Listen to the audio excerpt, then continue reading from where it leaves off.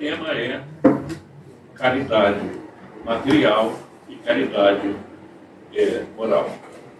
Conta-se que certa feita um homem desencarnou e bateu às portas de uma instituição no mundo espiritual. Ele desejava entrar. O guarda veio atendê-lo e disse a ele: estranho, o seu nome não consta dessa relação. E ele então disse assim: isso é um absurdo, deve ser um equívoco, porque eu doei milhões e milhões para as instituições de caridade. Certamente é uma falha da administração.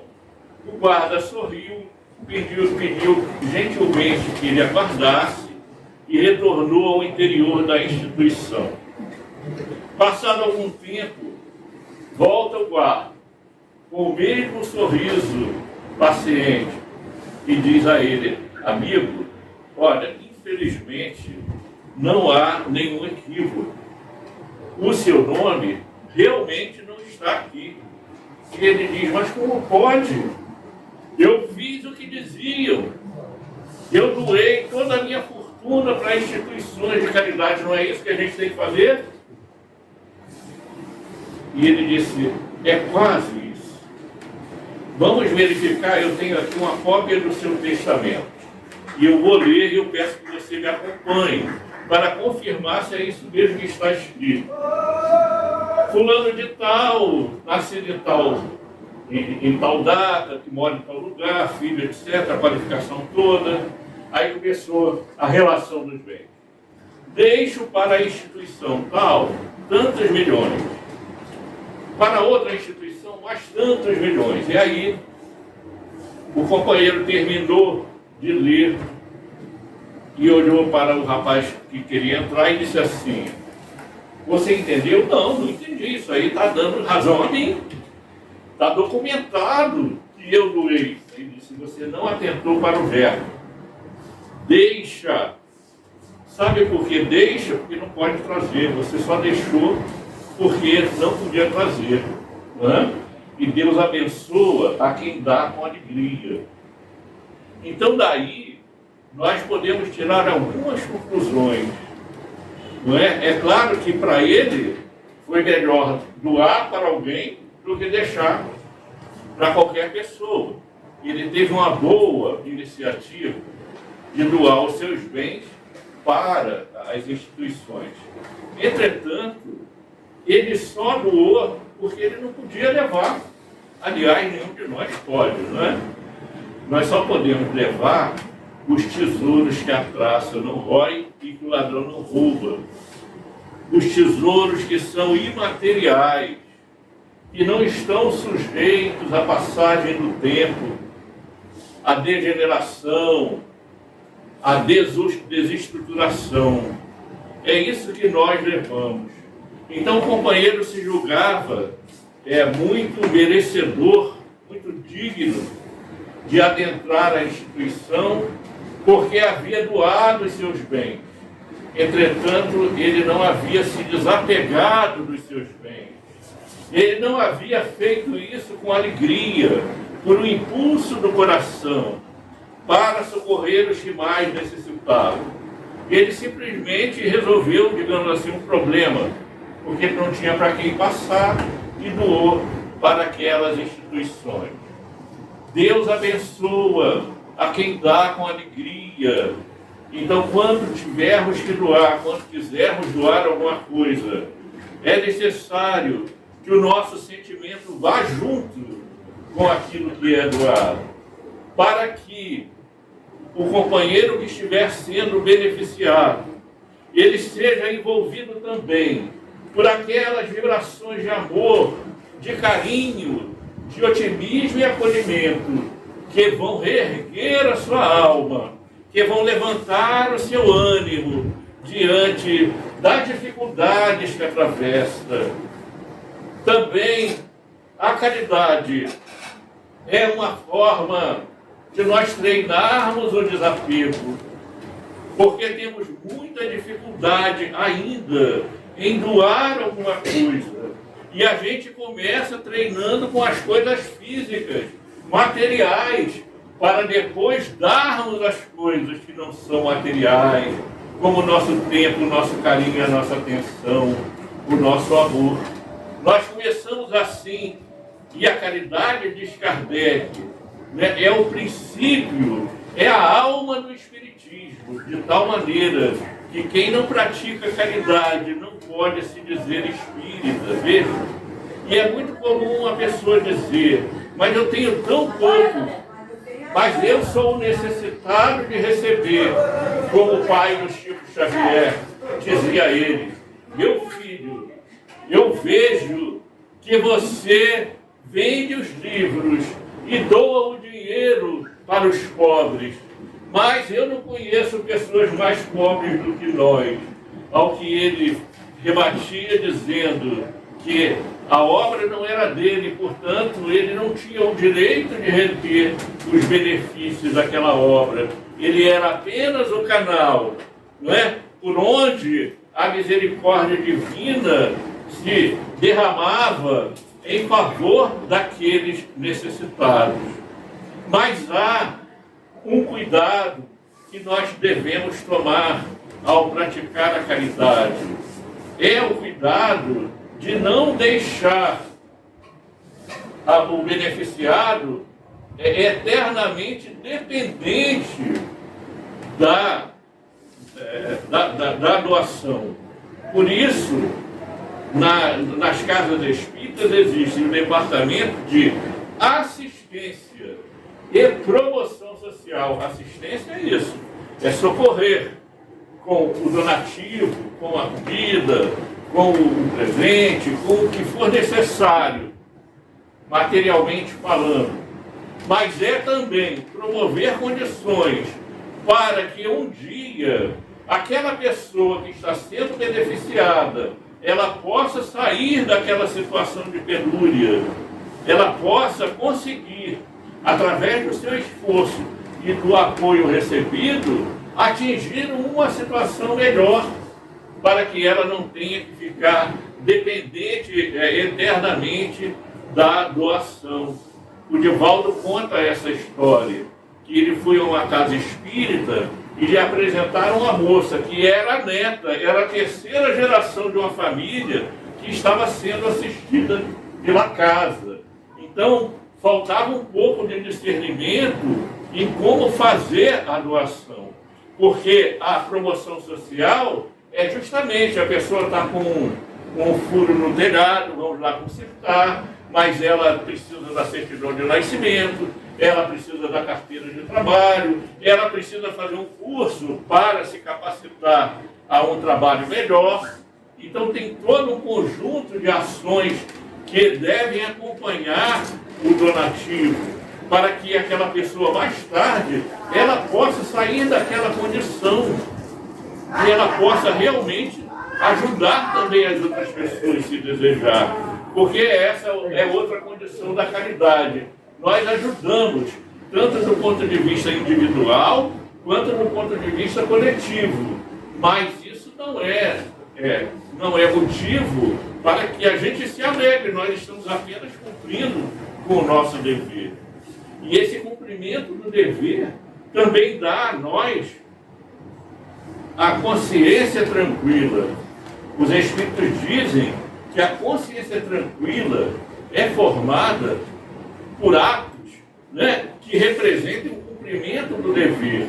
Se nós cumprimos o nosso dever e fizemos o máximo que podíamos, isso nos deixa tranquilos, não é? Mas quando a gente se torna espírita, a gente fica sempre pensando que podia ter feito um pouco mais, não é verdade? Sempre me acontece isso. Às vezes, a gente socorre alguém e depois eu fico pensando, eu deveria ter feito mais. É uma certa inquietude nossa, mas é uma inquietude positiva, porque nós estamos despertando para as coisas do Espírito. Aqueles que simplesmente estão enterrados na carne, né, vivos para o mundo material, muitas vezes tratam com indiferença. Mas nós já conseguimos ver um pouquinho a mais a nossa oportunidade de crescimento. Porque quando nós ajudamos o outro, nós é que ganhamos o presente, por incrível que pareça. Porque, na verdade, nós só temos e só teremos o que fizemos aos outros. Tudo aquilo que eu faço ao outro retorna para mim de alguma maneira. Não é? Então, se eu faço ao outro o bem retornará para mim. Se eu trato o outro com desdém, com desprezo, com indiferença, eu estou atraindo para mim aquela realidade que vai chegar em algum momento. Como castigo, absolutamente, pela lei de causa e efeito, como uma consequência natural daquilo que eu emiti. Nós somos ímãs vivos, ímãs que emanam vibrações, pensamentos, sentimentos, que vamos receber conforme damos, não é? André Luiz diz assim: se é verdade que ninguém pode dar o que não tem, também é verdade que cada um só recebe conforme aquilo que dá. Então, a caridade é este recurso extraordinário, essa condição que nos eleva, porque ela inclusive é um meio de evitar a obsessão. Como é que nós evitamos a obsessão? A influência negativa do espírito mal intencionado, do espírito considerado inferior, não é?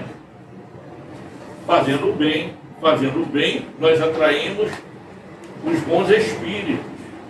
Nós trazemos para perto de nós os bons espíritos. E fazendo o bem, então, nós promovemos uma profilaxia, uma higienização em torno de nós. Portanto, aquele que pratica a caridade não o faz porque é bom, mas porque quer um dia ser bom, se tornar bom.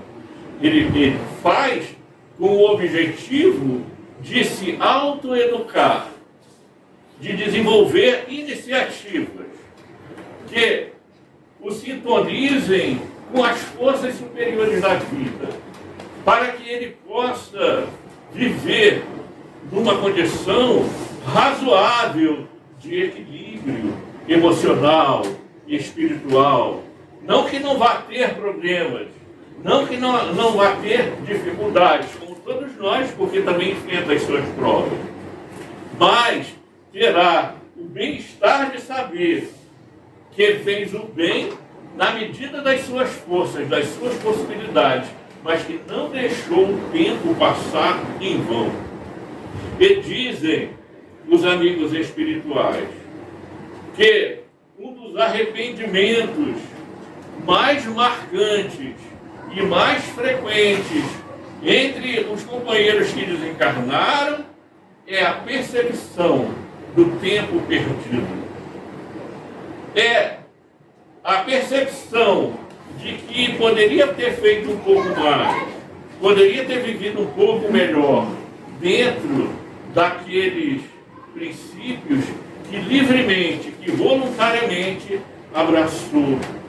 Então, fora da caridade não há salvação, no sentido de que todos nós deveremos nos dedicar à caridade para que nós desenvolvamos esse hábito.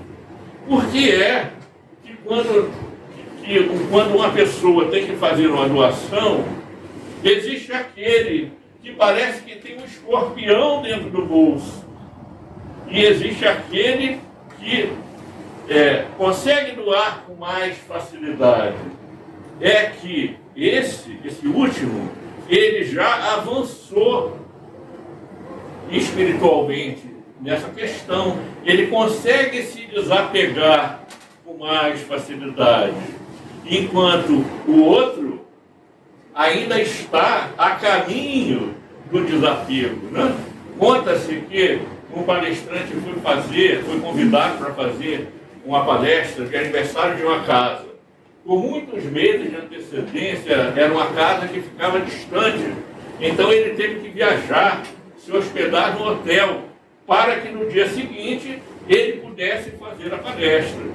A casa era pequena e o evento havia sido divulgado com antecedência, de tal maneira que quando chegou no dia, ficaram mais pessoas do lado de fora do que do lado de dentro da casa. Não cabia todo mundo.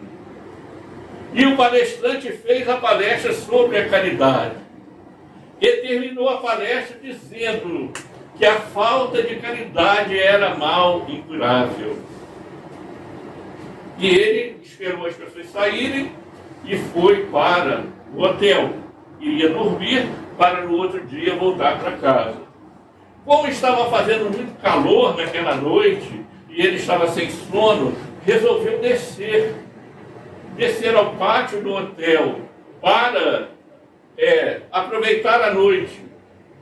Quando um mendigo se aproximou, uma esmola, pelo amor de Deus, ele meteu a mão no bolso imediatamente, mas era uma nota de R$100. No que ele meteu a mão no bolso, o mendigo, já sentindo que ia ganhar o benefício, disse assim, que os bons espíritos o acompanhem. Mas aí ele olhou, era R$100, não, R$100 era muito. Ele só tinha R$100. A mão voltou vazia. Quando o mendigo viu que não ia ganhar nada, diz assim, que os bons espíritos o acompanhem, mas não o alcancem. Aí pesou na consciência. Pesou na consciência e ele falou, nossa, é porque eu não dei dinheiro. Aí ele meteu a mão no bolso de novo, aí o mendigo, ele vai dar o dinheiro. E ele disse que os bons espíritos o acompanhem, mas não o alcancem com doenças. Aí ele olhou R$100 de novo e voltou com a cédula para o bolso. Que possam ser curadas, diz o mendigo, porque viu que não ia receber nada. Aí ele perguntou ao mendigo, quem te ensinou a pedir esmola rogando praga nos outros? Ele disse, foi o expositor lá no centro. Porque ele disse que a caridade, a falta de caridade é mal incurável. Era ele mesmo. Aí ele tirou o dinheiro e deu para o mendigo. Que lição, hein? Que lição. Deu para o mendigo, né? Então, essa é a caridade material. É aquela que é mais fácil. E por menos que a pessoa tenha, sempre se dá um jeito. Porque a caridade não depende de dinheiro. Tem gente que quer ganhar na loteria para fazer a caridade. Não é assim. Inclusive, agora, durante a pandemia, foi constatado que as pessoas que menos tinham eram as que mais ajudavam. Não eram as pessoas que tinham mais. Eram as pessoas que tinham menos, porque elas sofriam aquela escassez, então elas sabiam o que doía no outro. Mas existe também a caridade moral. Na questão 886 do Livro dos Espíritos, Kardec pergunta qual o significado da palavra caridade no sentido a que se referia Jesus. Veja que ele não está preocupado em perguntar para os espíritos qual é o significado da caridade no dicionário. Ele está preocupado em perguntar o que Jesus entendia por caridade. E a resposta é tranquila, é muito fácil de entender e muito difícil de praticar. Não é? Benevolência para com todos. Indulgência para com as faltas alheias e perdão das ofensas. Olha, tão simples a resposta, né? Para decorar, a gente diz que é o BIP, benevolência, indulgência e perdão. Mas difícil de praticar. Porque se fosse fácil, qualquer um faria de qualquer jeito. Jesus é desafiador. Porque a beneficência é justamente a boa vontade para com todas as pessoas. É você estar aberto, receptivo, acolhedor para as pessoas. O que nós vemos normalmente, a pessoa se fecha em si mesma e vive lá os seus dramas, ela nem sabe o que está acontecendo ao lado. Então, benevolência exige que você preste atenção nos outros, mas não é prestar atenção para fazer fofoca, para ver os defeitos, não. é prestar atenção na dor alheia. Porque quando a gente está muito preocupado com a gente esquece os outros. Indulgência para com as faltas alheias.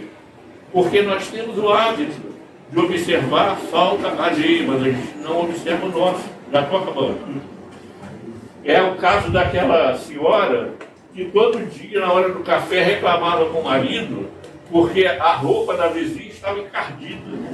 Um dia, ela foi colocar o café e disse assim, até que enfim aquela mulher aprendeu a lavar a roupa. Porque veja que as roupas dela estão brancas agora no varal. E o marido disse, não, era a nossa janela que estava suja. Nós é que não limpamos a janela. Então parecia que a roupa era encardida, mas era sujeira nossa. E quantas vezes a gente não se comporta assim? Não é? E finalmente, a indulgência, né? Que é o perdão. Então, benevolência, indulgência e perdão das ofensas é o nosso grande desafio. O Zé pediu para eu dizer um poema. Vai sair aqui meio improvisado. É de Maria Dolores, que diz assim: se carregas contigo o tempo atormentado, sob tristeza e desencanto, é natural te aflijas, entretanto, não te entregues ao luxo de chorar. Sai de ti mesmo e escuta em derredor aqueles que se vão sem rumo certo, suportando no peito um coração deserto, na penúria que mora, entre a noite e o pesar. Não importa o que foste, o que sofreste, e nem adorarei em mágoas mudas, procurarás saber a crença em que te escudas. Nem pergunta quem és. Os que seguem no pó do sofrimento, vivendo da coragem semi-morta, rogam-te auxílio à porta, arrojando-se-te aos pés. Desce da torre em que te vês somente, escuta-lhes a história dolorida. Esse chora sem lar, outro é quase suicida, cansado de amargura e solidão. Aquele envelheceu sem alguém que o quisesse, outra é mãe desprezada nele que sozinha, sombra que foi mulher que respira e caminha, sabendo agradecer a fortuna de um pão. Sai de ti mesmo e vem, esquece-te em serviço. É Jesus quem te chama ao bem que não se cansa. Acharás ao servir renovada esperança, paz e fé sob a luz de nobres sireneus. E sem horas a dar ao desalento e ao tédio, quando encontres a noite a cada dia, dirás aos céus, em prece de alegria, por tudo quanto tenho, agradeço, meu Deus.